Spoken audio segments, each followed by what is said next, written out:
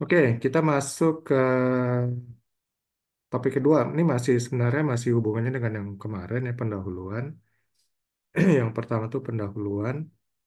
Kalau di sini kita lebih fokus ke mengembangkan arti dan definisinya ya. Arti dan definisi yang berhubungan dengan pelatihan dan kemudian kita akan bahas peluang dan hambatan-hambatannya. Oke, kita lihat dulu review yang materi kemarin. Nah, ini yang tugas materi pertama TOT. Mungkin di sini kalau kita bahas di sini mungkin panjang ya. Nanti materi pertama itu di ini aja mau di apa? Dikirim ke saya Japri atau mau dikirim ke grup ya terserah aja ya.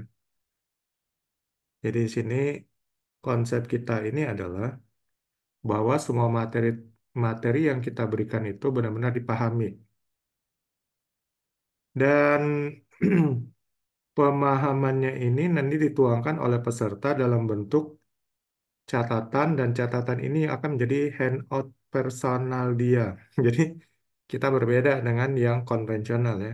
Kalau di konvensional trainingnya lembaga pelatihan kerjanya itu atau lembaga trainingnya menyediakan handout. Kalau di sini mungkin kita akan sediakan handout tapi nextnya kita nanti kalau buat materi kita buat handout tapi itu ringkas-ringkas saja. Dan kemudian nanti handout yang personal yang dibuat oleh peserta pelatihan gunanya adalah supaya dia benar-benar paham, makanya dia bisa menuangkan dalam bentuk handout versi dia. Nah, nanti kalau menurut standar ISG itu nanti handout ini juga akan menjadi bahan penilaian ya, apakah dia bisa memenuhi standar minimal untuk mendapatkan sertifikat atau enggak. Ya, ini tugas kemarin. Nanti silakan dijawab aja, karena ini juga nanti menjadi bagian daripada penilaian. Ya. Karena ini online, karena kita nggak mungkin langsung apa eh, berbicara offline. Nah, karena ini online, jadi mungkin penilaiannya seperti ini ya tugas-tugas. Oke, tugas tambahannya adalah ini.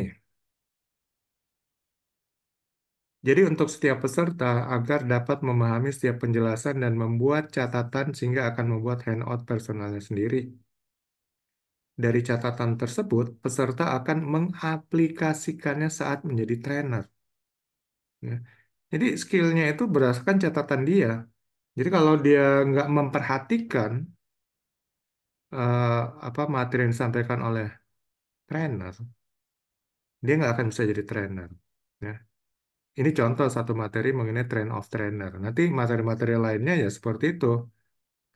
Dia nggak akan bisa menjadi seorang seorang ahli ketiga kalau dia nggak memperhatikan karena nanti dari apa catatannya itulah yang akan menggiring dia untuk menjadi ahli ketiga. Oke, ini konsep yang berbeda dengan konsep konvensional ya. Kemudian yang ketiga, seorang trainer harus sudah mengetahui setiap pertanyaan. Nah, jadi sini konsep metodologi ISG bahwa trainer ini harus menguasai materi ya, menguasai materi dan kemudian mampu menggali ya, menggali dari para peserta apakah mereka sudah paham atau enggak. Sehingga dia trainer di sini akan membuat pertanyaan-pertanyaan untuk melihat sejauh mana pemahaman dari setiap peserta. Nah, di sini konsepnya ya. Jadi pokoknya nanti eh, kalau di metodologi SG ini full nanti banyak latihan. Dan kalau latihan-latihan terus gini ya pastinya kelas nggak akan ngantuk ya. Karena para peserta eh, apa, terdorong untuk selalu berpikir. Ya, konsep ini mungkin nggak disukai sebagian orang, apalagi yang mungkin eh, kemampuan berpikirnya rendah, logikanya rendah, dan kemudian kemampuan mencatat, menulis, ya, mengarang rendah. Tapi mereka akan kita bantu ya supaya mereka juga memiliki kemampuan seperti itu, meningkatkan skill logikanya, dan kita akan membuat training-training soft skill. Jadi kalau orang yang belum punya dasar ya untuk skill dasar, mereka bisa ikut skill dasar dulu untuk mengembangkannya supaya nextnya bisa masuk ke training-training aplikatif seperti ini. Ya, kalau train of trainer ini sudah training aplikatif ya. Jadi aplikasi daripada skill-skill dasarnya gitu. Jadi kalau memang kemampuannya rendah dalam logika, dalam menulis, ya, dia atau dalam berkomunikasi, dia harus ikut basic skill dulu, basic skill training. Ya, itu kita siapkan juga untuk basic skill training. Kemudian di sini kita nggak tahu nih nanti apakah training-training aplikatif ini harus kita uji dulu ya. Mungkin ke depannya kita akan uji dulu supaya nanti nggak masalah mengganggu. Ada peserta yang memang sudah memiliki basic skill, ada yang belum. Akhirnya ya susah nanti trainernya akan menggiring peserta ini karena harusnya kemampuan basic skillnya harus minimal nggak berbeda jauh. Tapi kalau berbeda jauh kan susah. Kalau di sekolah dulu ada istilah kelas khusus ya. Kelas khusus di situ orang-orang yang pintar-pintar. Nah, jadi lebih mudah. Kalau digabung dengan orang yang ada tangkapnya rendah, akhirnya kelas itu jadi mandek, jadi apa? Hanya karena yang satu ini dia tangkapnya rendah. Mungkin nextnya kita akan membuat syarat juga untuk ikut setiap training aplikasi dari metodologi ESG. Kemudian jadi trainer ini harus sudah tahu ya isi dari materi yang akan dia pimpin, dia latih semua peserta training. Dia harus tahu setiap definisi, setiap informasi dan data ya terkait topik, subjek atau materinya. Nanti topik atau subjek atau materi ini ada yang dihafal. Kalau dihafal ini mungkin latihannya hanya bikin pertanyaan-pertanyaannya, apakah itu pilihan berganda atau pertanyaan esai atau pertanyaan jenis-jenis lainnya. Yang penting pokoknya ngelihat apa mereka sudah hafal atau belum. Atau dipahami. Nah, kalau dipahami ini mungkin buatnya dalam studi kasus ya. Atau nanti peserta akan membuat question and answer, nanti mereka akan buat pertanyaan dan jawab. Nah, itu bagian daripada supaya melihat apakah peserta sudah paham gitu. Kalau seorang peserta sudah bisa buat pertanyaan-pertanyaan lalu dia jawab, question and answer, maka sudah pasti dia sudah paham. Kemudian ada juga informasi dan data dari setiap training atau subjek atau materi ini yang perlu aplikasi dan latihan menjadi terampil. Nah, ini namanya buat skill ya. Jadi kalau buat skill itu ya biasanya yang menjawab pertanyaan how to, bagaimana cara melakukannya. Nah, itu untuk keterampilan. Kemudian yang keempat, peserta diwajibkan juga membuat question and answer. Nah, ini dia ya. Jadi nanti selain membuat handout personal, peserta juga akan membuat question and answer atau membuat pertanyaan-pertanyaan terkait ya dan jawaban-jawabannya. Jadi di sini maksudnya dengan membuat question and answer Q&A itu diharapkan peserta sudah paham gitu materi training yang diikuti. Karena kita di sini fokusnya adalah peserta itu paham, ya, tahu dulu, paham, dan kemudian bisa mengaplikasikannya atau memiliki skillnya ya. Kemudian peserta juga diwajibkan membuat studi kasus dan jawabannya terkait aplikasi dari materi yang dipelajari ya. Semua tugas akan dinilai. Jadi nanti ada tugas buat handout, buat Q&A, buat studi kasus dan jawabannya. Jadi memang berat. Mungkin jenis training kita ini nggak akan disukai, tapi it's okay lah. Kita hanya masuk ke ceruk market yang benar-benar orang ingin mencari skill, bukan hanya nyari sertifikat. Nah, jadi kita cari ceruk marketnya seperti itu. Jadi ceruk market seperti ini mungkin eh, peserta perorangan yang belum bekerja mungkin ada juga yang melihat itu menjadi kebutuhan dia, lalu yang sudah bekerja mungkin atau perusahaan-perusahaan mungkin melihat ini juga bagian dari kebutuhan mereka ya, walaupun persentasenya nggak tinggi, tapi kita akan bermain di ceruk market seperti itu. Jadi tidak ada lagi trainer membaca slide ya. Sesekali boleh mungkin ada slide yang dibaca, tapi intinya yang dibaca itu adalah intinya nanti baru dijelaskan lagi ke trainer. Nah, di sini trainer harus bisa ya.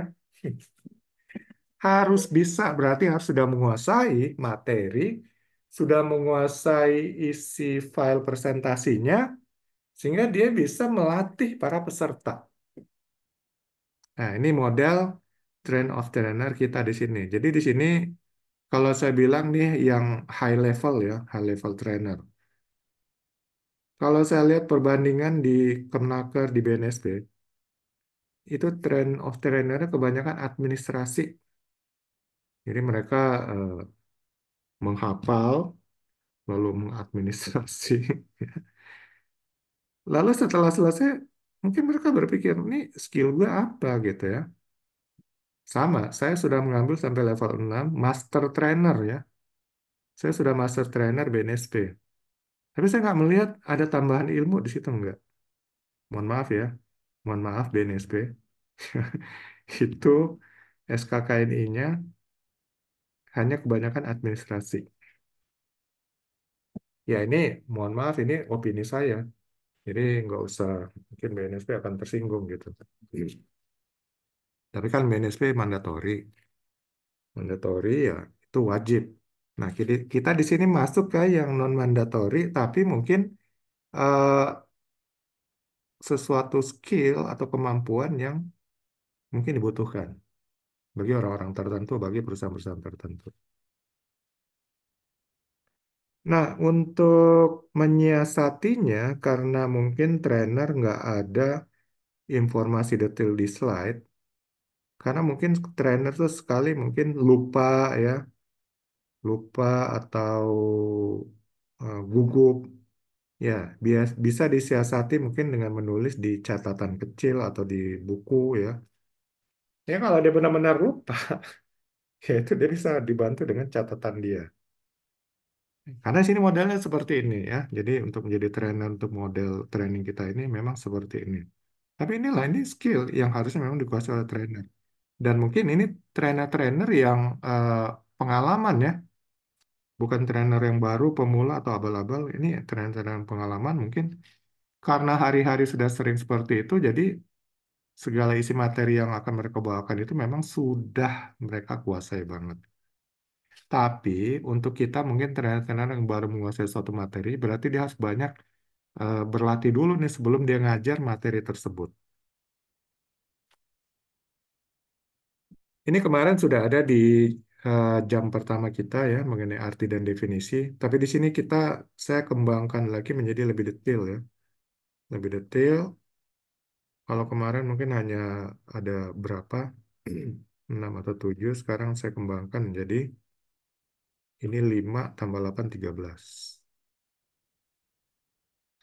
Oke, arti dan definisi. Jadi kalau orang mau membuat SOP, Standard Operating Procedure, maka paragraf pertama itu adalah arti dan definisi. Artinya apa? Artinya di sini menyamakan persepsi. Jangan sampai kita udah langsung masuk, oh pelatihan gini gini gini gini gini gini. Loh, ada orang yang berpikir, wah pelatihan itu adalah sertifikat. Jadi nggak nyambung gitu. Nah, harus di sini ada arti dan definisi, arti menyamakan persepsi. Di sini maksud pelatihan gini, gini, gini. Nah, untuk next-nya, saat sudah masuk ke aplikasi, mereka akan benar-benar sefrekuensi dengan trainer. Ya. Kalau tidak dimulai dengan arti dan definisi, mungkin akhirnya bayangan mereka ngelantur ke kanan, faktanya trainernya mengajarkan ke kiri, jadi nggak nyambung. Sehingga akhirnya ya mereka peserta pelatihan akan tersesat sendiri. Jadi di mana-mana dalam memahami suatu standar ya, suatu SOP selalu didahului dengan arti dan definisi. Jadi di sini menyamakan persepsi antara yang membuat SOP atau materi tersebut dengan yang membaca atau mengikuti training ya. Ini satu frekuensi, satu arah. Nextnya, apabila sudah masuk ke apa materi-materi lanjutan, aplikatifnya, itu akan mudah karena memang sudah satu arah. So, jadi di sini kita menyamakan dulu nih arti dan definisi. Ya. Kemarin mungkin sudah kita bahas ya apa itu pelatihan.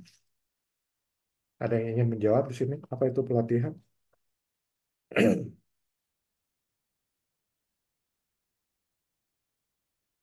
Pelatihan adalah bagaimana mentransfer skill dan knowledge ya, yang sudah ditetapkan itu kepada para peserta pelatihan.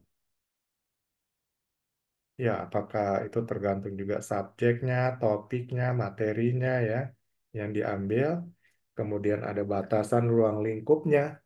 Itulah pelatihan. Jadi batasan ruang lingkup ya, sasaran dan tujuannya itu menjadi fokus pelatihan tersebut.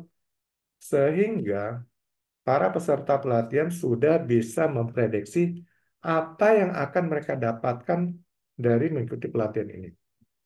Sebenarnya dalam kurikulum pendidikan juga ya di Kementerian Pendidikan ya Nasional itu konsepnya sama aja. Jadi di situ ada apa, kurikulum, silabus, ya, tujuan, sasaran dan target, hasil yang ingin diraih itu sama aja. Jadi orang sudah bisa memprediksi apa yang akan mereka dapatkan. Cuman kelemahannya di lapangan adalah bahwa ujung-ujungnya pendidikan itu hanya kembali menyampaikan teori-teori aja. Jadi selalu berbicara mengenai teori. Dan kemudian para peserta ini dipersilakan bagaimana mengolah teori tersebut. Sehingga bagi para peserta yang daya tangkapnya cepat, ya, yang IQ-nya cukup bagus, mungkin mereka akan segera mengerti. Tapi kelemahannya adalah tanpa itu diaplikasikan, diulang-ulang dipelajari, akhirnya itu juga akan lupa. Sehingga akhirnya kita akan menghasilkan mungkin kalau di dunia pendidikan sarjana-sarjana ya yang memiliki ijazah tapi isi kepalanya nol.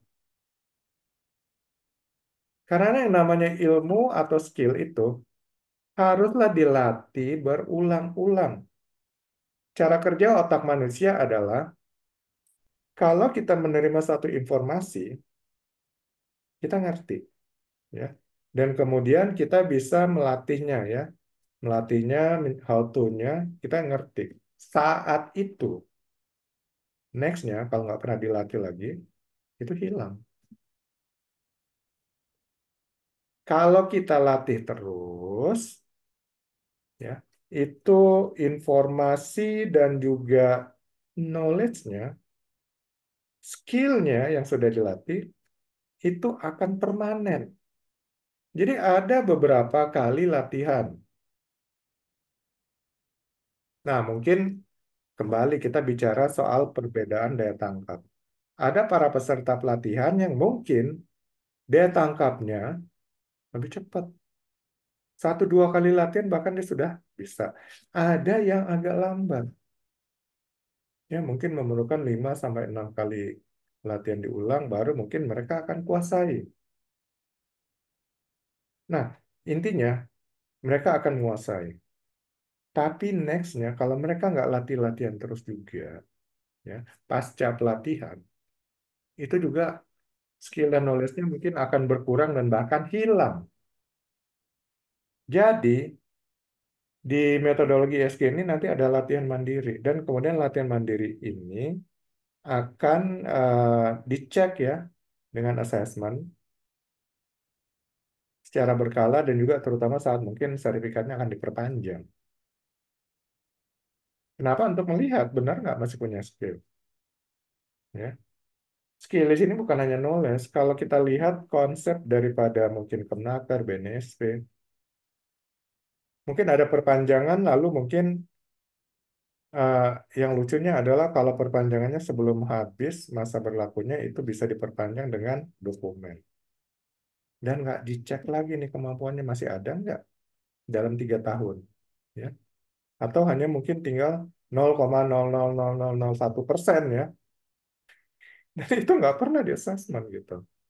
Dan akibatnya ya serikat-serikat perpanjangan ini kalau di eh, BNSP disebut RCC ya. Saya lupa kepanjangannya, aslinya ya eh, pembelajaran dari kemampuan yang lampau gitu. Itu mungkin sudah nggak ada.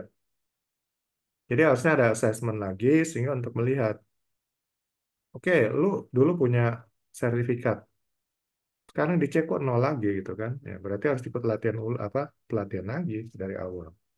Nah, di metodologi kita ini memang ada latihan mandiri dan kemudian ada mungkin surveillance-nya kalau dalam istilah sistem manajemen ISO itu ada surveillance. Jadi ada assessment berkala. Selama 3 tahun ini, ya setiap tahun mungkin ada surveillance. Tapi memang idealnya seperti itu karena saya lihat juga ideal sistem manajemen ISO ini surveillance-nya ada, tapi di lapangan kayaknya akhirnya sering di-cut, di-shortcut dan sebagainya. Nah, itulah jeleknya ya. Akhirnya eh, segala sesuatu yang ideal itu hilang. Karena apa? Karena orang berpikir ya "Ah, sama aja, nggak ada manfaatnya dan seterusnya gitu kan.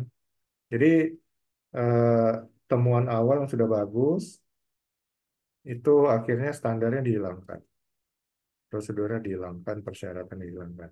Dan ini yang terjadi. Dan akibatnya kita melihat stagnansi daripada kemampuan sumber daya dan juga ilmu dan teknologi di Indonesia nggak ada perkembangan gitu. Jadi pelatihan ini adalah bagaimana seseorang menerima informasi ya, knowledge. Kemudian knowledge itu dipecah menjadi sesuatu yang perlu dihafal, sesuatu yang perlu dipahami dan dihafal, atau yang perlu dipahami aja, atau sesuatu yang mungkin hanya sebagai informasi tambahan, dan kemudian sesuatu yang informasi dan knowledge, informasi dan data itu yang perlu dilatih menjadi skill. Nah, itu jadi ada beberapa latihan-latihan. Kalau hanya untuk menghafal ya mungkin tinggal buat pertanyaan ya, diulang-ulang sehingga akhirnya mereka hafal. Kalau pemahaman mungkin perlu dikasih studi kasus ya, sehingga mereka bisa menerapkan aplikasinya. Lalu kemudian kalau untuk keterampilan, yaitu mungkin ada latihan-latihan. Sehingga mereka, apakah kalau alat mungkin ya harus bisa mengoperasikan alat, harus dilatih ya. Sehingga dia bagaimana menggunakan alat. Tapi kalau mungkin non-alat, ya mungkin bisa dengan simulasi. Dengan alat juga simulasi bisa. Tapi kalau non-alat dengan simulasi, dengan eh, studi-studi kasus, ya, dengan latihan-latihan semacam soft skill, lalu latihan-latihan afirmasi, visualisasi. Itu nanti banyak tools-toolsnya yang akan bisa kita pelajari sehingga eh, seseorang bisa bisa memiliki skill tersebut.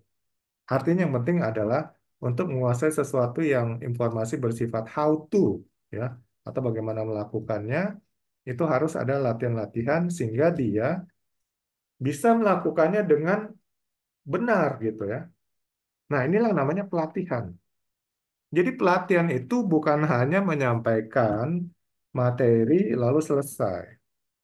Itu bukan pelatihan. Jadi eh, salah kaprah ya tentang definisi pelatihan di Indonesia ini akhirnya sudah mendarah daging.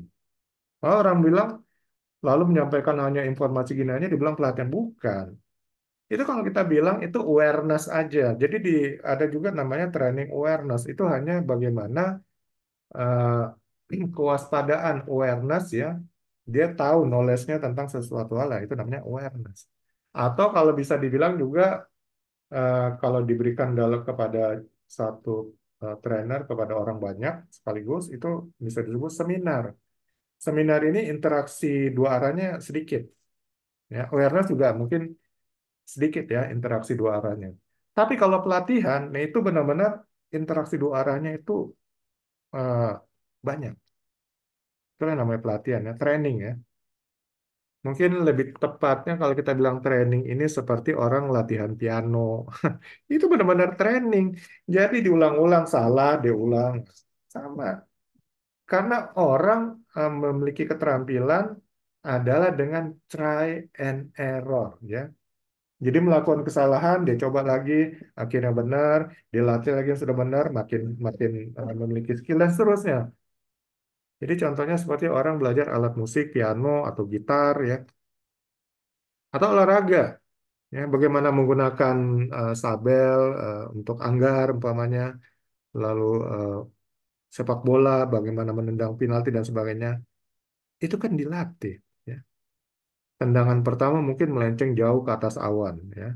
Tendangan kedua melenceng ke kiri, ketiga ke kanan, keempat baru mengarah ke gawang dan seterusnya. Nah, akhirnya karena dilatih lama-lama orang eh, otak itu kan melihat, oh ini yang benar, dan kemudian otak sudah bisa memperkirakan. Akhirnya orang memiliki skill. Nah, disitulah skill, ya. Jadi skill itu akan muncul kalau memang sesuatu yang how to, ya, atau bagaimana melakukannya itu dilatih berulang-ulang. Itu namanya pelatihan. Dan seringkali yang pelatihan yang bersifat non eh, non alat atau non olahraga akhirnya jadi seperti awareness. Seperti contohnya pelatihan K3, K3 Keselamatan dan Salam Kerja, ya, cara buat JSA. Itulah hanya disampaikan ini loh cara buatnya ini bla bla bla bla bla dah. Nggak ada latihannya. Itu bukan pelatihan, itu awareness. Ya. Jadi pahami ya, arti dan definisi pelatihan itu adalah bagaimana uh, skill and knowledge itu disampaikan, ya, transfer skill and knowledge itu dengan latihan-latihan. Ya, bagaimana tools latihannya itu nanti kita kembangkan masing-masing sesuai dengan jenis pelatihannya. Dan disinilah dibutuhkan kemampuan seorang trainer, ya. Sehingga trainer akan bisa menentukan, oh oke, tools pelatihannya seperti ini. Ya, apakah pertanyaan ST, pilihan berganda, atau studi kasus, dan lain sebagainya. Itulah kemampuan seorang trainer. Ya. Bukan trainer cuap-cuap, lalu baca baca apa isi file presentasi. Itu juga bukan trainer bisa gitu. Kemudian apa itu melatih? Ya. Melatih itu sejenis bunga. Oh, melatih itu, ya. Melatih itu adalah bagaimana ini kita menggunakan tools-tools, ya, tools-tools untuk membuat orang memahami knowledge atau informasi dan datanya, ya, sehingga dia bisa mungkin hafal, dia bisa paham, ya, dan dia memiliki skill. Nah, tools-toolsnya mungkin berbeda-beda dan disitulah kemampuan seorang trainer bagaimana menentukan toolsnya untuk melatih, ya, para peserta pelatihan. Kemudian, apa tujuan pelatihan? Tujuan pelatihan adalah bagaimana supaya peserta pelatihan memiliki skill dan knowledge sesuai dengan silabus yang disampaikan, ya, dan sesuai dengan tujuan dan sasaran yang sudah disampaikan, mungkin di dalam flyer gitu, atau sesuai dengan hasil yang diinginkan sesuai dengan yang disampaikan oleh flyer. Seringkali banyak perusahaan-perusahaan lembaga-lembaga pelatihan flyernya bagus banget, ya, sangat persuasif, ya, se- sangat atraktif, tapi kenyataannya saat pelatihan ya gitu-gitu aja, konvensional banget gitu, ya, awareness, nggak ada latihannya. So, jadi di sini dengan metode kita ini, kita ingin membuat satu pelatihan yang benar-benar ini loh sesuai nih. Jadi apa yang disampaikan di silabus itu mereka akan kuasai. Dan itu yang akan diuji nanti, ya. Kalau dalam final assessment-nya peserta nggak mendapatkan nilai minimal 70, maka mereka nggak akan dapat sertifikat. Jadi mereka harus ikut ujian ulang, ya, sampai mereka dapat sertifikat. Itu yang diharapkan. Sama seperti orang ngambil skill mengemudi di luar negeri. Jadi mereka itu standarnya itu tinggi, ya. Jadi kalau nilainya mungkin di bawah 80 ya nggak akan dapat. Jadi mereka harus bisa mendapatkan nilai di atas 80 umpamanya. Ya. Kita juga lagi berpikir nih apakah di atas 80 atau di atas 70. Terus sementara awalnya mungkin di atas 70 dulu. Lama-lama kita akan meningkatkan kualitas mungkin ya di atas 80. Jadi intinya kira kalau mereka nggak lulus ya mereka akan ikut ujian lagi, ikut ujian lagi dan seterusnya sampai mereka dinyatakan kompeten ya. Artinya memiliki nilai assessment dengan standar minimal. Nah, gitu juga di konsep kita ini ya. Kita ingin menghilangkan paradigma bahwa pelatihan itu adalah sertifikat. Pelatihan itu mendapat sertifikat. Kalau di sini, staf pelatihan nggak memenuhi syarat minimal ya dari nilai, tentu nggak akan dapat sertifikat. Jadi hanya apa? Hanya ingatan ya, diingatkan nanti ikut ujian lagi. Nah, seperti itu. Itu harapannya supaya paradigma bahwa pelatihan adalah sertifikat dihilangkan. Kemudian apa sasaran dan target pelatihan? Sasaran dan target pelatihan biasanya adalah hasil yang diharapkan. Ya. Hasil yang diharapkan seseorang memiliki skill ini, ya, memiliki knowledge ini, dan kemudian mungkin semuanya disampaikan dalam silabus. Ya. Jadi silabus adalah apa yang akan dipelajari. Lalu kemudian sasaran dan target adalah apa yang dipelajari itu dikuasai oleh para peserta pelatihan. Sehingga setelah mereka selesai diuji assessment, mereka lulus mendapatkan nilai minimal, mereka itu benar-benar sudah dapat mempertanggungjawabkan ya sertifikatnya. Jadi jangan seperti training konvensional sekarang ya. 95% atau mungkin lebih lagi ya, itu para peserta pelatihan dapat sertifikat, tapi begitu ditanya nggak ngerti, padahal baru aja dipelajari. Kemudian, apa hambatan pelatihan? Hambatan pelatihan mungkin bisa dilihat dari beberapa sisi ya.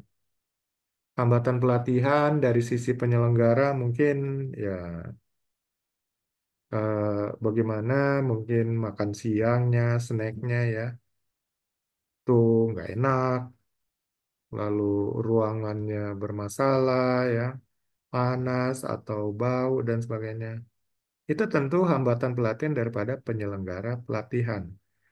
Eh, Lalu hambatan pelatihan dari penyelenggara adalah bagaimana admin dan officernya ya yang membantu trainer mungkin itu juga eh, kurang komunikatif ya. Lalu hambatan pelatihan dari penyelenggara ya trainer juga, trainer kurang berkualitas dan sebagainya. Lalu kalau hambatan pelatihan dari sisi trainer, dari sisi trainer mungkin eh, peserta-peserta ya yang dia tangkapnya kurang. Itu juga jadi beban ya buat trainer ya. Jadi ada yang sudah harus melangkah ke topik selanjutnya, tapi yang satu ini belum paham. Nah, ya trainer harus bisa. Namanya trainer itu ya komunikasi harus bagus, kemudian harus bisa persuasif, harus bisa mengendalikan emosi, tidak egois. Nah, sehingga dia bisa memiliki teknik dan cara untuk mengatasi masalah ini. Bagaimana serta ini bisa mengikuti yang lainnya. Nah, tadi mungkin saya udah bilang, makanya mungkin ada persyaratan awal ya. Sehingga para peserta yang akan ngikutin training aplikasi metodologi ESG ini harus memiliki basic skill-nya dulu ya. Seperti komunikasi ya, skill komunikasi, skill pemecahan masalah, lalu skill IQ-nya juga ya. IQ-nya jangan IQ di bawah mendekati idiot. Akhirnya ya susah gitu. Dan ini menjadi hambatan pelatihan untuk trainer, ya kan? Ya, mungkin next-nya kita akan berpikir untuk seperti itu. Tapi kan ini belum diuji coba. Nanti dari hasil coba mungkin akan kelihatan. Karena ini metodologi baru ya, yang ya Indo Training ceritakan lah. Untuk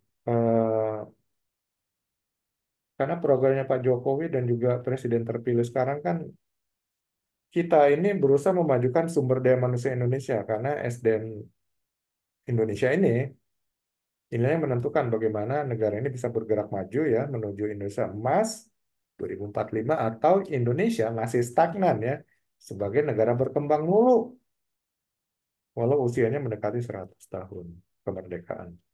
Jadi ya kita turut membantu program pemerintah ya untuk menciptakan sumber daya manusia Indonesia yang berkualitas, yang memiliki skill dan keterampilan yang memang bisa membuktikan. Buktinya itu adalah skillnya ya dalam mungkin aplikasinya di lapangan, bukan dari sertifikat ya. Sertifikat itu hanyalah pernyataan bahwa ini oke. Nah, kalau sertifikat ISG mungkin kalau kita sudah keluarkan sertifikat berarti kita memang sudah assessment orang tersebut layak untuk mendapatkan sertifikat tersebut. Nah, jadi mungkin standar kualitas kita jauh lebih tinggi daripada yang konvensional. Ya, jadi hambatan-hambatan pelatihan ini perlu solusi-solusi. Ya, solusi kalau ada, tadi saya bilang kalau pesertanya ada yang cepat dia tangkapnya, ada yang lambat, ya tentu ada eh, prakualifikasi ya, itu tender project mungkin. Atau ada prasyarat ya untuk ikut pelatihan ISG ini. Ya, itu tadi ya, mungkin kita akan assessment dulu apakah dia memiliki skill ya, basic skill atau enggak. Sehingga kalau tidak belum memiliki standar basic skill yang dipersyaratkan ya dia ikut training basic skill dulu gitu dia. Kita kasih anjuran supaya nggak mengganggu peserta pelatihan lainnya. Apalagi waktunya mungkin hanya 3 hari, lalu 3 hari itu harus berkutat dengan yang satu ini ya akhirnya mengganggu juga peserta pelatihan lainnya. Ya, mungkin nanti prasyaratnya seperti itu. Kalau untuk hambatan-hambatan pelatihan lainnya dari segi eh, penyelenggara, dari segi eh, operasional, dari segi admin, dari segi trainer ya. Ya, nanti mungkin silakan Bapak dan Ibu kembangkan coba nanti buat ya, buat mungkin satu makalah nih hambatan-hambatan pelatihan lalu solusinya. Karena ya disinilah ya apa training jenis kita ini metodologinya seperti itu ya. Jadi eh, kalau di dunia pendidikan CBSA ya, cara belajar siswa aktif. Kalau di sini ya cara belajar peserta training aktif. Kenapa? Nggak bisa lagi zamannya pasif. Kalau zamannya pasif, akibatnya yang ngerti yang mungkin satu dua orang yang nggak tangkapnya cepat. Tapi kalau memang cara belajarnya semuanya aktif, itu semuanya akan bisa ya, bisa. Sehingga kita berusaha meningkatkan kualitas pelatihan kita dari lulusan ya mungkin awal-awalnya mungkin kita lulusannya mungkin hanya 10% ya. Tapi nextnya dengan semakin kita bisa membuat tools-tools yang lebih baik ya, metode-metode efektivitasnya kita tingkatkan, mungkin kualitas lulusannya kita bisa tingkatkan. Ya, mungkin menjadi 20% dan eh, ya who knows ya, bisa aja mungkin tiba-tiba 100%. Tapi mungkin kita nggak bergantung kepada yang ikutnya itu pintar-pintar semua, enggak. Kita pengen yang biasa-biasa aja juga tetap bisa lulus gitu ya. Nah ini mungkin ke depannya. Awalnya mungkin kita ya yang basic-basic dulu lah kita pikirin karena kita juga belum membuat uji coba, jadi belum tahu di mana kelemahan-kelemahannya yang perlu kita perbaiki. Nah, jadi silakan buat makalah apa aja hambatan pelatihan ya, dilihat dari berbagai sisi. Lalu apa bagian risiko pelatihan? Nah, Kalau kita bilang bahaya, bahaya ini adalah aktivitas itu sendiri ya. Kita beraktivitas itu mengandung potensi bahaya. Sedangkan resiko adalah dampak dari bahaya atau dampak dari aktivitas. Jadi contohnya orang nyebrang jalan, ya, itu bahayanya ketabrak umpamanya. Nyebrang jalan itu kan aktivitas ya. Resikonya ya mungkin patah tulang, fatality, meninggal dunia gitu kan. Yang perlu kita kendalikan adalah resikonya. Ya makanya bahaya diidentifikasi, resikonya yang dikendalikan. Kalau bahayanya dikendalikan ya berarti orang nggak boleh nyebrang jalan gitu kan. Ya orang kan perlu nyebrang jalan juga. Resikonya kita kendalikan. Resiko supaya nggak ketabrak apa? Ya bangun mungkin jembatan penyeberangan, bikin zebra cross ya, lalu atau ada lampu lalu lintas dan sebagainya. Lalu kalau memang lagi banyak orang yang nyebrang jalan, umpamanya di daerah sekolah, pulang sekolah, ya mungkin eh, ada yang blok dulu nih supaya orang nggak mobil nggak lewat dan seterusnya. Itu adalah pengendalian resiko. Nah, di sini dalam pelatihan ya kita lihat bahayanya apa aja gitu. Bahayanya ya mungkin tiba-tiba kita nggak minta ada kondisi darurat. Nah, itu mungkin sudah harus diperhitungkan ya. Kondisi daruratnya seperti apa dan kemudian emergency response plan-nya ini harus sudah diperhitungkan. Dan ini mungkin prosentasi terjadinya mungkin kecil, tapi tetap kita perhitungkan respon plan-nya ya, emergency response plan-nya. Ya, nanti mungkin dari penyelenggara ini tugasnya ya. Dan juga dari kalau apa pemilik gedung yang dipakai ya itu sudah ada mungkin emergency response plan-nya. Lalu kemudian bahaya lainnya adalah mungkin bahaya terkait ergonomi. Makanya di beberapa pelatihan-pelatihan itu biasanya kalau pelatihannya ada lebih dari sehari ya dipindah tempat duduknya. Jadi kalau hari ini sebelah kiri, besok sebelah kanan. Supaya lehernya nggak jadi menghadap ke kiri mulu gitu kan. Jadi ada keseimbangan ergonominya. Ya ini mungkin kalau kita bicara K3 ya. Jadi diidentifikasi aja bahaya-bahaya dan kemudian bagaimana pengambilan resikonya saat pelatihan. Terutama saat pelatihan-pelatihan yang ada prakteknya mungkin ya, praktek penggunaan alat seperti bekerja di ketinggian. Nah, ini benar-benar harus diantisipasi resiko-resikonya ya, pengendalian resikonya supaya tidak terjadi hal yang tidak diinginkan. Nah, ini harus diperhitungkan dan dipikirkan juga oleh trainer ya, ya karena ada banyak resikonya. Kalau perlu, kalau untuk pelatihan-pelatihan yang ada praktek mengandung resiko tinggi, ya itu para peserta diberikan asuransi, asuransi supaya ya nggak minta-minta sih ya. Kalau memang terjadi insiden ya mungkin sudah ada di cover oleh asuransi. Artinya kalau diberikan asuransi juga berarti penyelenggara sudah memperhitungkan ya resikonya. Bukan menyengajakan resiko. Mungkin ada investigasi ya. Ada investigasi nanti akan dilihat ada unsur kriminalnya atau enggak. Karena kalau namanya insiden, apalagi fatality, itu pasti akan ada investigasi. Kalau nggak ada unsur kriminal, ya itu murni kecelakaan. Ya. Tapi kalau ada unsur kriminal atau kesengajaan, ya mungkin itu akan masuk kepada ranah kriminal ya, dan akan ditindaklanjuti oleh kepolisian. Nah, nanti silakan dipikirkan juga, dibuat di handout, ya. Apa nih bahaya dari risiko pelatihan? Jadi di sini ya cara belajar peserta training aktif ya.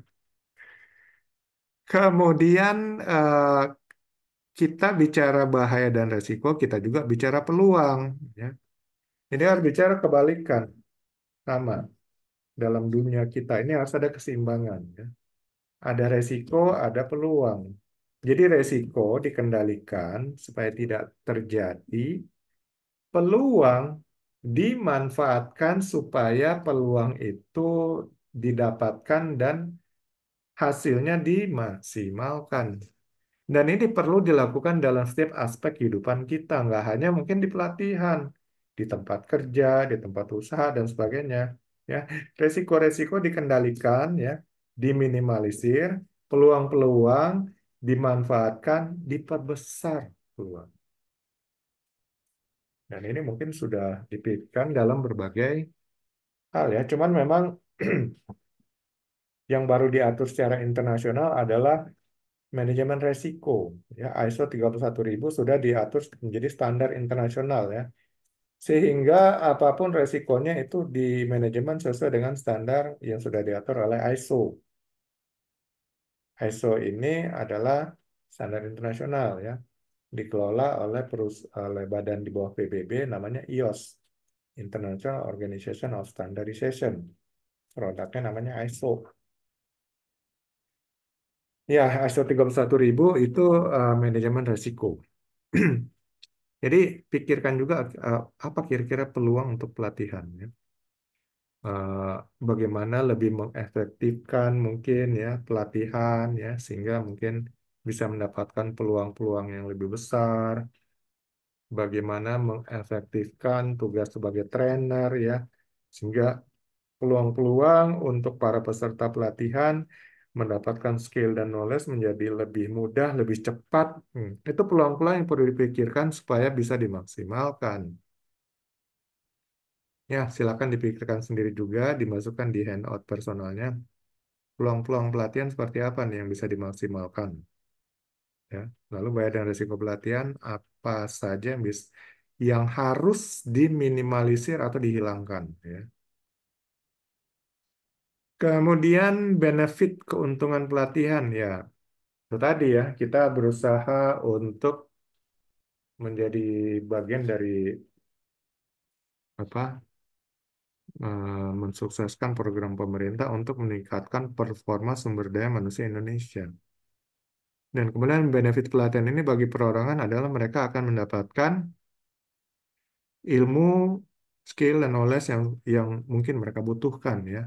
Apakah kebutuhannya itu untuk diri sendiri, untuk perusahaan, dan sebagainya. Dan tentu ini harus ditunjang dengan metodologi yang cepat, yang tepat, supaya mereka benar-benar bisa mendapatkan benefitnya. Yang mungkin tidak akan didapatkan kalau masih menggunakan konsep konvensional ya. Konvensional yang hanya awareness dan sebagainya.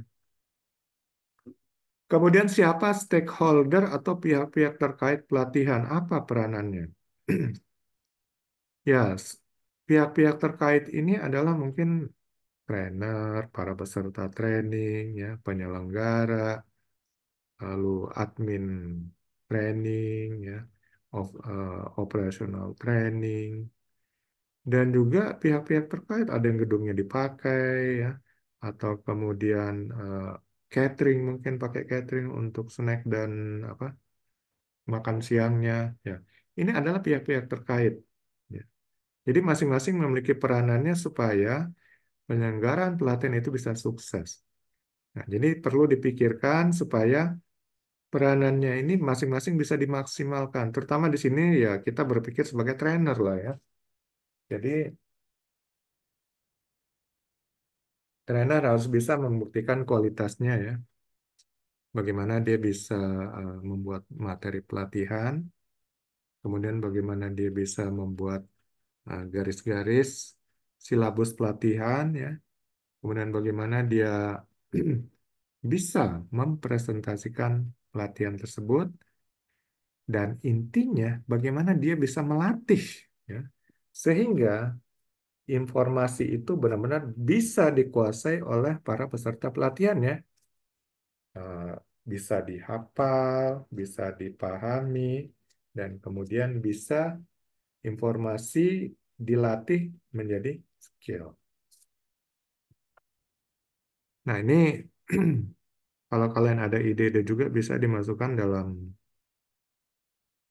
handout personalnya untuk menjelaskan ya apa ini pihak-pihak terkait selain yang saya sebutkan tadi mungkin ada lagi pihak terkait mungkin pemerintah ya untuk training-training pemerintah seperti training K3 Kemnaker ya atau training lingkungan hidup Kementerian LHK dan juga training eh, kompetensi BNSP dan sebagainya itu adalah bagian dari eh, stakeholder pemerintah.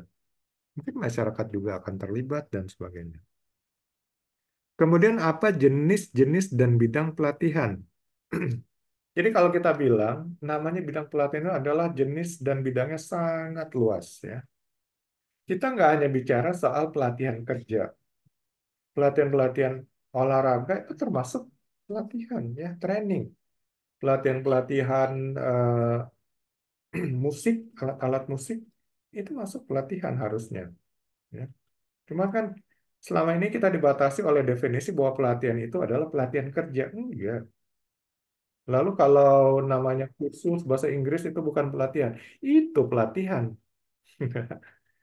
Lalu kemudian kalau olahraga bukan pelatihan, itu pelatihan. Artinya segala sesuatu ya, informasi yang disampaikan untuk bisa dihafal, untuk bisa dipahami, untuk bisa eh, dilatih menjadi keterampilan, itu namanya pelatihan ya. Jadi namanya pelatihan kata dasarnya adalah latih. Jadi kalau ada sesuatu yang dilatih di situ itu namanya pelatihan. Makanya saya pikir kalau awareness itu mungkin bukan pelatihan ya, itu masuk mungkin ke dalam eh, semacam seminar. Jadi hanya mungkin bagian dari public speaking ya. Karena nggak ada yang dilatih di situ, itu hanya menyampaikan ini informasi set, ya. Kalian olah sendiri sesuai dengan kebutuhan. Nggak ada yang dilatih situ ya. Jadi kalau memang kita melatih supaya orang hafal, supaya orang paham, supaya orang memiliki keterampilan, nah itu namanya pelatihan. Ya, itulah kira-kira pengertiannya ya. Jadi em, ini yang harus kita satukan samakan persepsi di sini supaya nextnya dalam aplikasi-aplikasi selanjutnya benar-benar searah gitu.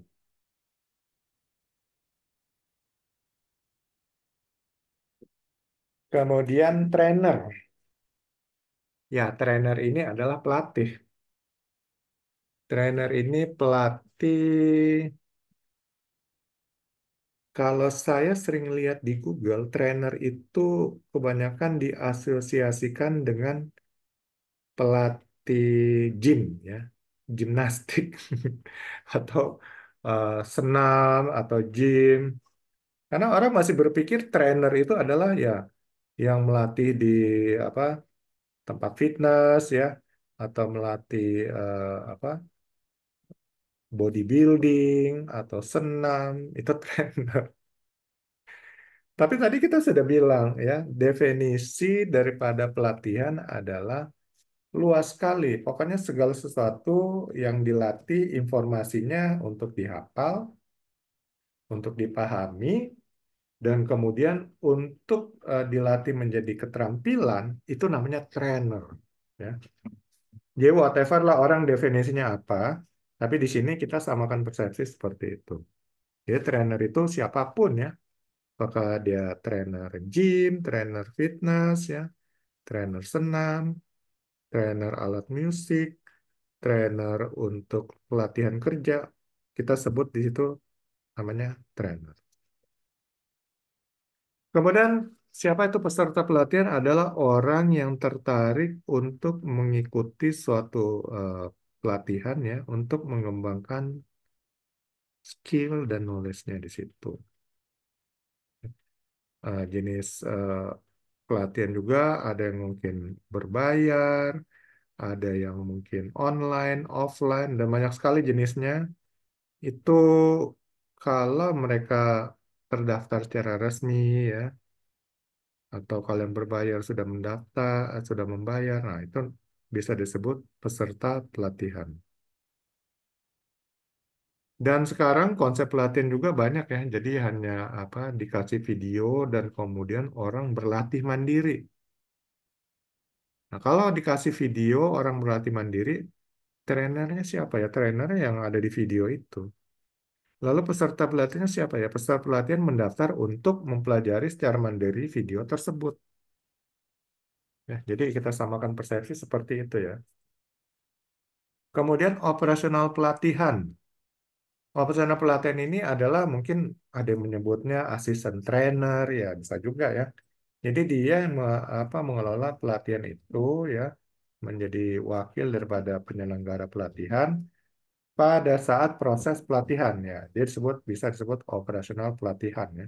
Jadi dia yang bertanggung jawab untuk semua aktivitas yang ada di pelatihan itu, dia membantu trainer ya dan sebagainya, mungkin membantu latihan-latihannya dan seterusnya. Kalau admin pelatihan ini ya bisa dirangkap oleh operational trainer ya, yang mencatat mungkin daftar hadir ya, dan kemudian hal-hal lainnya yang bersifat administrasi ya, apakah pembayaran juga dan sebagainya, semuanya bisa disebut pada admin pelatihan. Dan mungkin kebanyakan penyelenggara pelatihan ya antara operasional dan admin ini dirangkap ya oleh satu orang mungkin. Atau bahkan dia juga operasional pelatihan ini merangkap menjadi asisten trainer. Ya, jadi bisa masing-masing asisten trainer sendiri, bisa operasional pelatihan sendiri, bisa admin pelatihan sendiri ya. Kalau memang skala pelatihan itu cukup besar, mungkin pesertanya cukup banyak ya. Jadi mungkin bisa sediakan masing-masing sesuai dengan tugas masing-masing. Tapi kalau peserta yang sedikit ya mungkin bisa untuk menghemat kos ya, bisa dirangkap aja ya. Operational trainer ini juga bisa jadi asisten trainer, bisa jadi admin training ya. Kemudian apa itu metode? Ini kemarin sudah kita bahas ya. Metode ini adalah eh, cara cara melakukan sesuatu. Kemudian metodologi adalah ilmu untuk apa? Menciptakan dan mengelola dan menerapkan cara tersebut. Itu namanya metodologi. Nah, jadi bagaimana kita menciptakan metode-metode ya? Kalau kita bicara trend of trainer ya, metode-metode mengajar, metode-metode menjawab pertanyaan, metode-metode komunikasi di kelas. Ya ini mungkin kita akan bahas di aplikasi selanjutnya. Kemudian ilmu untuk membuat menerapkan metode ini yang disebut metodologi. Kalau di BNSP itu biasanya bidang daripada TOT itu disebut metodologi. Jadi bagaimana ilmu untuk menerapkan metode. Kemudian apa itu materi pelatihan? Materi pelatihan adalah hal-hal yang ingin diajarkan dan dilatih di dalam sesi pelatihan tersebut. Nah, kalau di sini materi pelatihan ini mungkin ada sudah diringkas juga bisa menjadi handout. Tapi karena di sini kita sisa peserta planning training peserta pelatihan aktif, jadi bisa juga nggak disediakan handout, tapi handout nanti disediakan secara personal masing-masing dari para peserta yang mengikuti pemaparan dari trainer dan kemudian mereka mencatat. Tapi bisa juga ya sudah disediakan untuk menjadi bahan bacaan ringkas. Nah, kalau nanti mungkin handout disediakan oleh ini apa penyelenggara, maka trainer akan membuat handout, tapi isinya inti-intinya aja, ya. Enggak, karena dari pengalaman juga saya lihat kalau handoutnya terlalu panjang juga itu nggak dibaca juga. Tapi kalau dibuat simpel-simpel aja inti-intinya ya, mungkin berisi eh, informasi-informasi penting ya, kemudian informasi how to cara melakukan, informasi data tentang alasan kenapa, informasi tentang persyaratan, aturan-aturan. Nah, itu mungkin bisa dirangkum ya dalam satu materi pelatihan dan itulah informasi inti. Nanti informasi inti itu dipecah ya. Ada yang perlu dihafal, ada yang perlu dipahami, dan kemudian ada yang perlu menjadi skill atau keterampilan ya. Nah, nanti bagaimana latihan-latihannya untuk yang informasi perlu dihafal, latihan-latihannya untuk informasi yang perlu dipahami, latihan-latihannya untuk informasi yang perlu menjadi keterampilan. Inilah tugas atau keterampilan trainer ya. Kemudian buku latihan. Nah, untuk metodologi ISG ini nanti ada buku latihan-latihan yang disiapkan. Nah, inilah nanti yang kemudian disiapkan oleh trainer ya. Maka latihan-latihan itu berbentuk pertanyaan esai ya untuk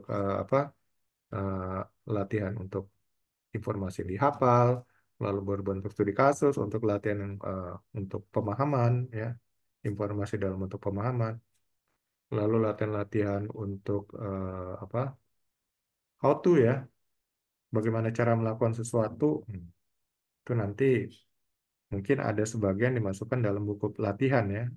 Buku latihan sini mungkin akan dikerjakan oleh peserta pelatihan.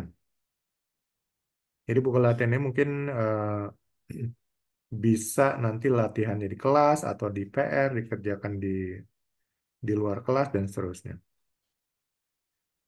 Souvenir ini adalah em, semacam reward ya. Jadi para peserta pelatihan sudah meluangkan waktu sehari, 2 hari, 3 hari dan seterusnya. Di akhir pelatihan sebagai tanda kenang-kenangan ada souvenir supaya ingat terus nih. Oh pernah ikut pelatihan. Jadi souvenir itu mungkin ya sesuatu yang mungkin bisa menjadi kenangan ya.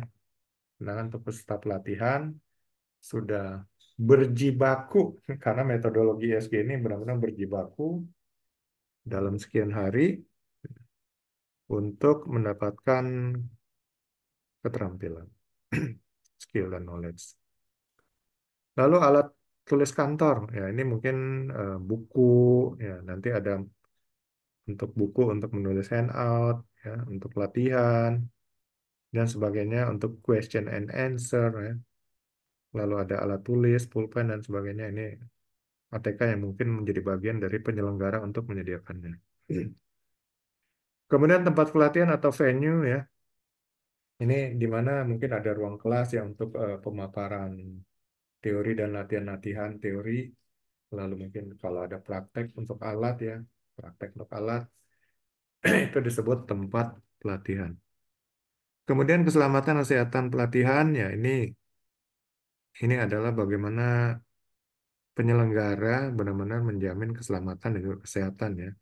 Kesehatan ini termasuk ergonomi, tidak salah leher gitu ya, dan kemudian eh, tidak ada udara-udara beracun atau makanannya tidak tercemar ya dengan bakteri dan virus dan sebagainya. Nah, ini kesehatan memang perlu dijaga. Keselamatan mungkin dari bahaya-bahaya darurat ya, dan bahaya-bahaya kebakaran, bahaya-bahaya eh, gempa bumi dan sebagainya dan lain sebagainya. Ini bagian dari keselamatan dan ini harus dijamin oleh penyelenggara pelatihan. Kemudian alat bantu pelatihan yang mungkin zaman sekarang kebanyakan untuk pemaparan presentasi menggunakan LCD proyektor ya. LCD proyektor juga semakin banyak jenisnya, semakin canggih. Nah, ini mungkin bisa menjadi alat bantu pelatihan. Lalu kursi, bangku, meja ya dan sebagainya. Lalu kemudian clip chart ya atau whiteboard itu mungkin bisa menjadi alat bantu pelatihan atau alat-alat peraga. Itu juga bisa menjadi alat bantu pelatihan dan kemudian alat-alat praktek. Kalau memang ada untuk praktek ya, terutama yang menggunakan alat, nah itu juga bisa disebut sebagai alat bantu pelatihan ya. Jadi nanti bedakan tools untuk latihan, ya, tools for practice dengan alat bantu pelatihan ya. Ini eh, lebih kepada hard, hardnya kalau tools untuk latihan mungkin softnya ya. Kemudian evaluasi dan assessment. Nah, jadi setelah dilakukan pemaparan latihan-latihan, maka harus dievaluasi. Apakah para peserta ini sudah paham, sudah terjadi transfer knowledge yang baik, ya, dan knowledge dan skill, itu dievaluasi dan di assessment dinilai ya. Nah, nanti ada standar kualitasnya untuk berapa minimal untuk mendapatkan pengakuan ya, pengakuan dalam bentuk sertifikat. Untuk sementara masih ditetapkan 70 nilainya. Jadi yang di bawah 70 tidak mendapatkan sertifikat. 55 sampai 69 mendapatkan surat keterangan ya. Kalau memang butuh surat keterangan. Lalu eh, 55 di bawah ya nggak dapat sama sekali apa-apa. Mungkin dapat souvenir aja. Ya, kemudian ada lain yang mungkin perlu disamakan persepsinya untuk arti dan definisi. Silakan kalau ada.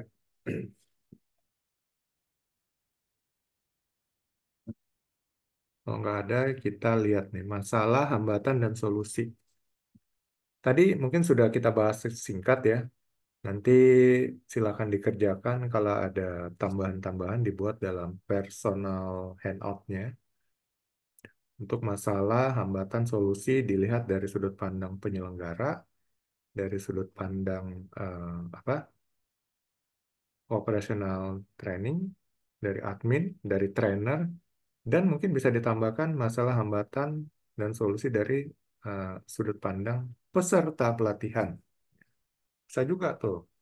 Jadi jangan dianggap mereka menjadi patung gitu kan. Mungkin bagi mereka ada suatu masalah nih. Nah, ini harus cari solusinya.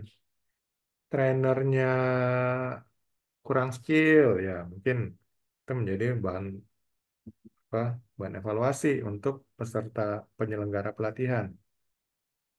Jadi banyak ya, nanti kira-kira in, diinventarisir dulu nih masalah-masalah hambatan dan solusi supaya itu tidak terjadi dan kalaupun memang itu terjadi sudah ada solusinya.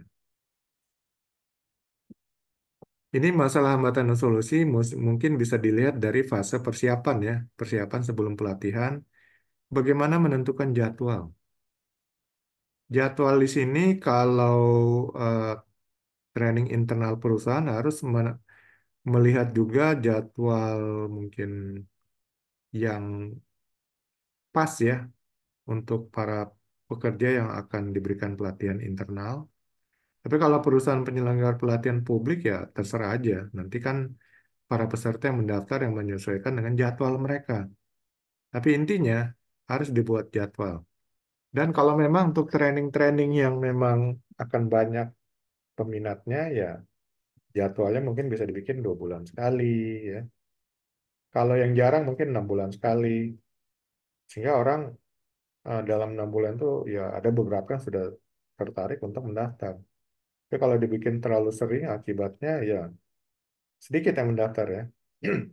Tapi kalau trainingnya memang banyak peminat ya mungkin bisa dibikin lebih sering ya 2 bulan sekali dan seterusnya. Ya ini eh, untuk menghindari masalah ya, masalah tidak ada peserta atau peserta sedikit ya. Kalau yang training kira-kira banyak peminatnya bisa dibikin lebih sering. Kalau yang mungkin jarang peminatnya dibikin eh, dua- cukup panjang ya kita mungkin 6 bulan sekali baru dibikin. Berarti contohnya kalau training crane inspector kan pastinya orang yang pengen jadi inspektor keren itu sedikit dibandingkan mungkin dengan yang ahli K3 umum itu akan sangat banyak. Lalu juga menentukan durasinya ya, berapa lama pelatihan. Ini mungkin sudah ada di standar untuk jenis pelatihannya. Lalu disusun eh, per acaranya, ini namanya timetable. Jadi susunlah hari ini jam segini apa aja yang dibahas dan seterusnya. Ini timetable. Dan masalahnya adalah masalahnya kalau memang salah penempatan durasinya, hingga trainingnya jadi nggak efektif. Nah ini harus dipikirin ya. Apakah sudah tepat penentuan durasinya? Umpamanya training A 3 hari, tepat nggak untuk latihan-latihan yang akan diadakan? Ya. Kalau latihan terlalu banyak, dalam waktu 3 hari juga nggak cukup gitu kan.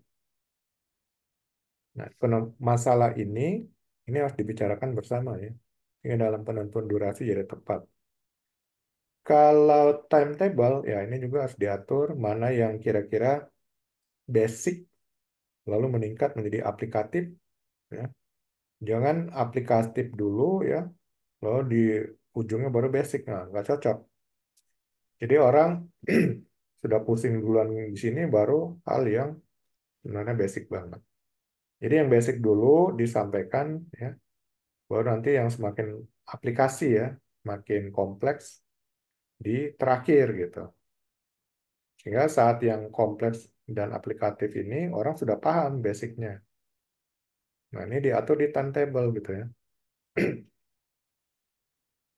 Kemudian penentuan tempat dan trainer, nah ini juga silakan penyelenggara dan juga operational training itu untuk menentukan tempat yang tepat untuk pelatihan tersebut dan trainer yang tepat yang menguasai materi training yang bersangkutan ya. Jadi jangan sampai nggak punya skill walaupun dia trainer yang hebat, tapi skill untuk materi atau topik tertentu dia kurang menguasai dan akibatnya cara dia melatih juga nggak begitu efektif gitu. Kemudian fasilitas pelatihan ya, seperti alat, handout, kursi, meja ini harus pastikan bahwa semuanya layak digunakan ya.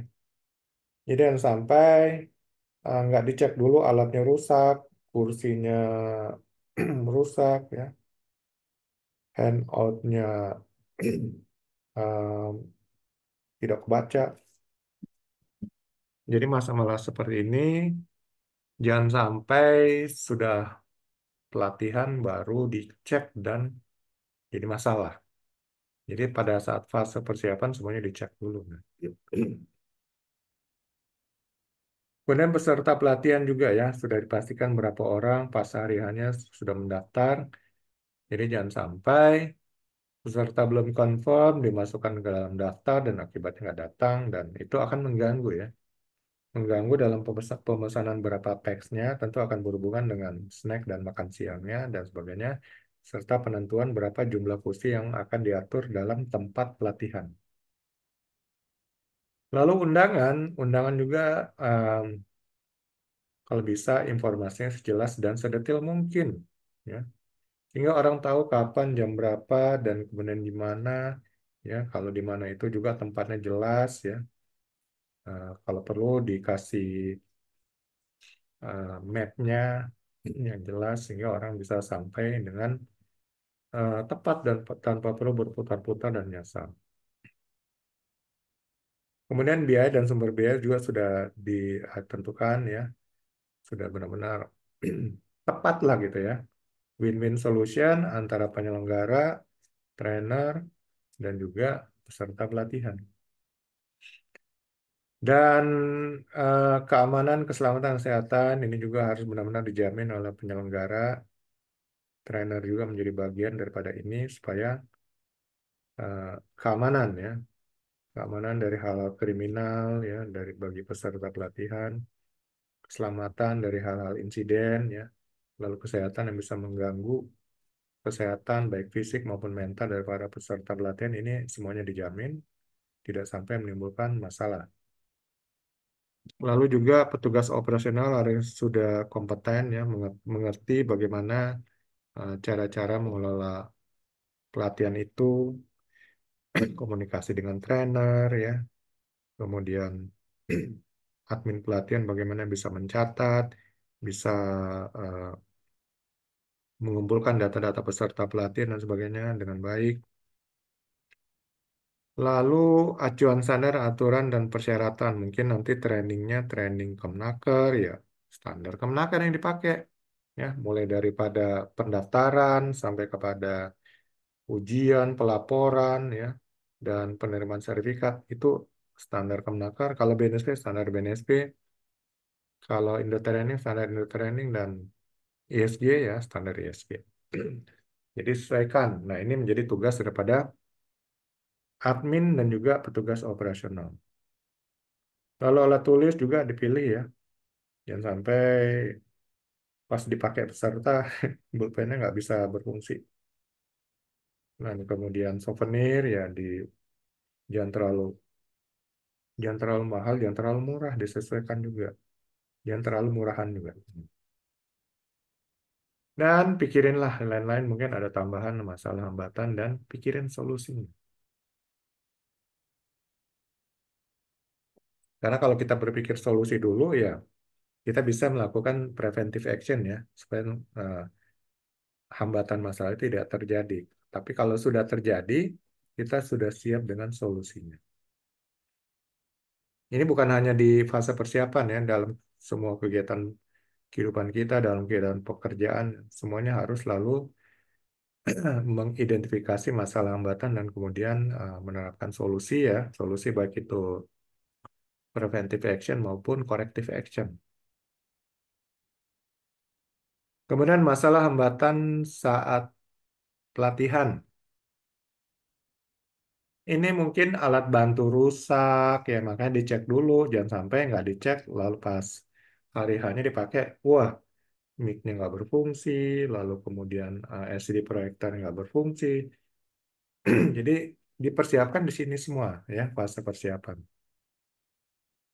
Lalu kalau sudah persiapan semuanya bagus, tiba-tiba memang rusak, ya ini memang sudah ada persiapan juga. Ya sudah tahu siapa nanti teknisinya ya segala macam.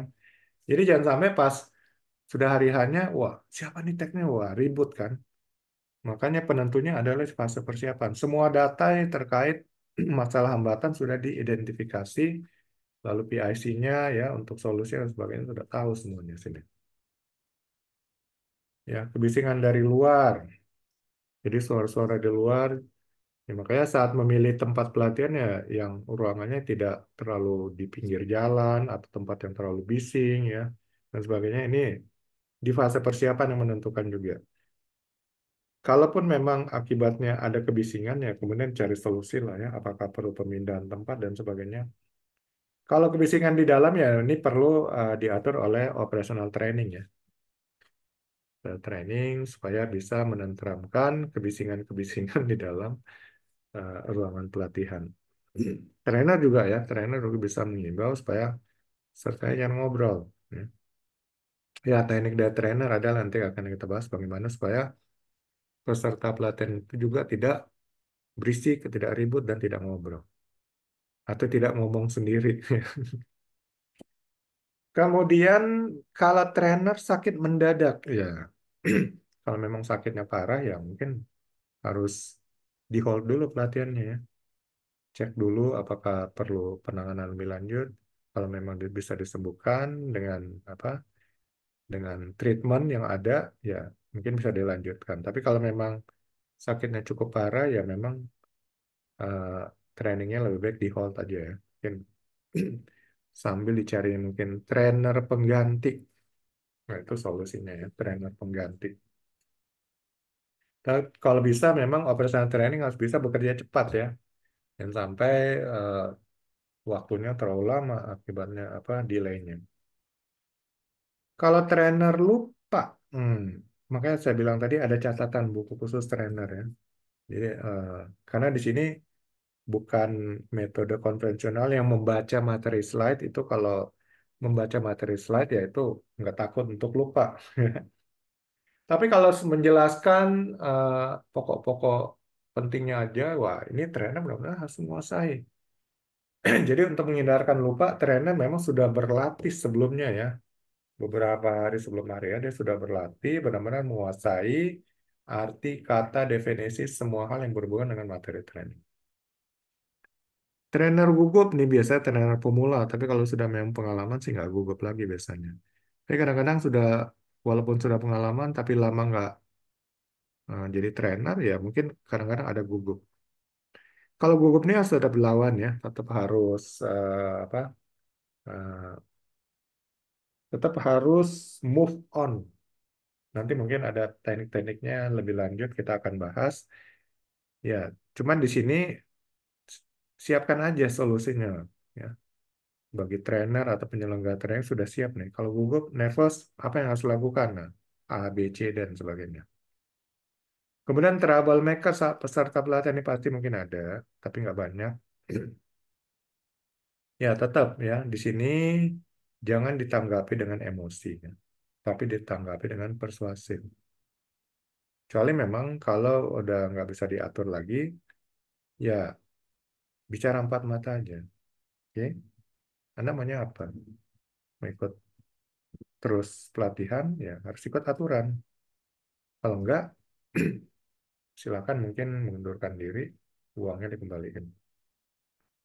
Ya, kayak gitu aja ya mungkin solusinya.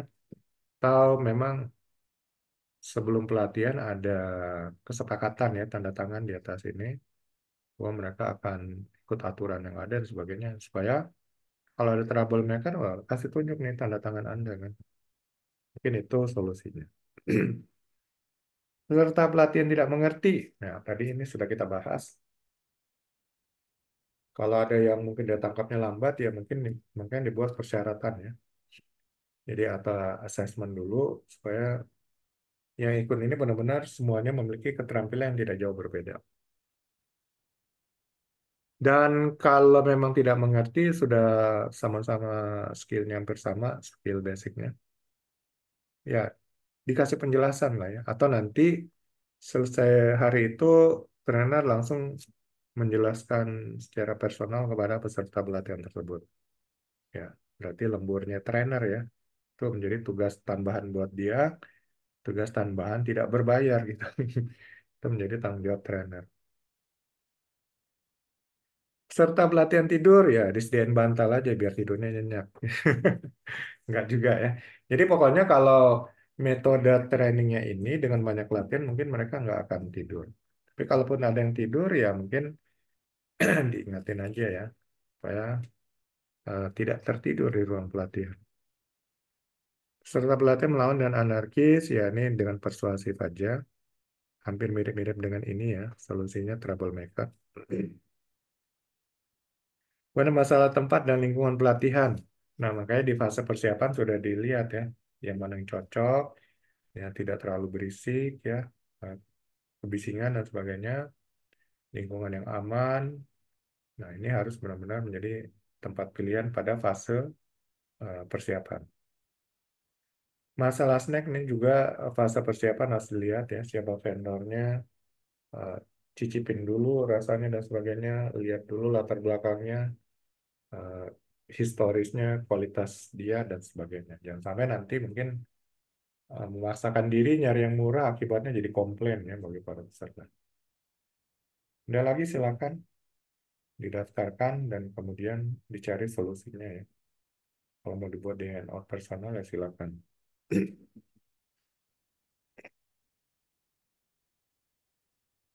Lalu masalah hambatan pasca pelatihan.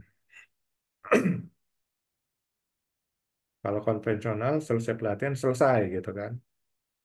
Atau mungkin kalau yang sertifikat Kemnaker, BNSP mungkin nunggu masalah sertifikat, ada salah nama, salah tulis lah sebagainya. Itu mungkin jadi masalah.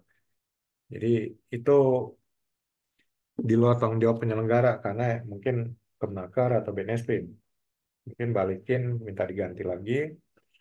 Tapi kalau di ini Indo Training dan ISG ya harus diperhatikan ya supaya jangan sampai salah, cek dan dicek lagi ya sertifikatnya. Soal keterampilan untuk metodologi ISG memang menjadi perhatian ya. Akan ada ujian surveillance-nya untuk memastikan mereka benar-benar ada latihan mandiri. Tugas pasca training kalau di konvensional mungkin nggak ada, tapi mungkin di metodologi ESG ada.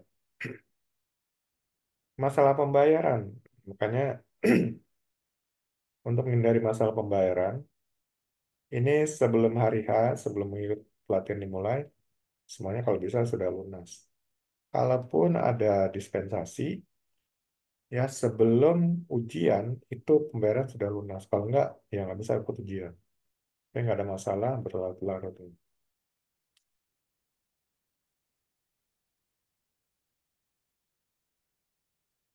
Kalau untuk peluang, kelancaran, dan pemanfaatannya, ini peluangnya adalah kalau bisa menunjukkan kualitas yang baik, dikenal positif ya, baik penyelenggara, operasional training, admin training, maupun trainer ya.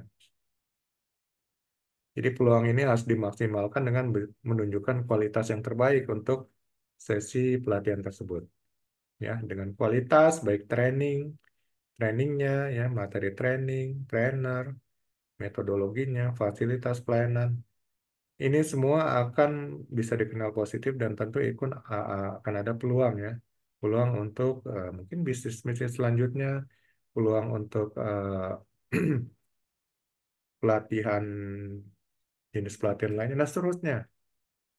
Ya, ini maksimalkan peluang-peluang ini dan akan menimbulkan loyalitas juga bagi para alumni ya yang ikut pelatihan ini kalau kualitasnya memang bisa diandalkan. Dan juga manfaat bagi organisasi yang mengirim peserta pelatihan, ya mereka akan bisa menunjukkan performa kerja yang meningkat ya dan sebagainya. Kemudian ini tugas materi kedua, TOT. Sebutkan dan jelaskan minimal 10 definisi yang sudah dijelaskan tadi. Jelaskan manfaat dan kendala pelatihan dan solusinya mulai dari persiapan, proses pelatihan, dan pasca pelatihan. Dikerjakan, mungkin bisa dikirimkan ke saya by Japri. Bisa ditulis tangan, bisa ditulis ini, lalu convert PDF, dan sebagainya. Oke, kita akan lanjut mungkin nanti minggu depan lagi. Kalau setelah selesai bulan puasa, mungkin bisa kita lanjutkan malam hari ya. Untuk yang ketiga.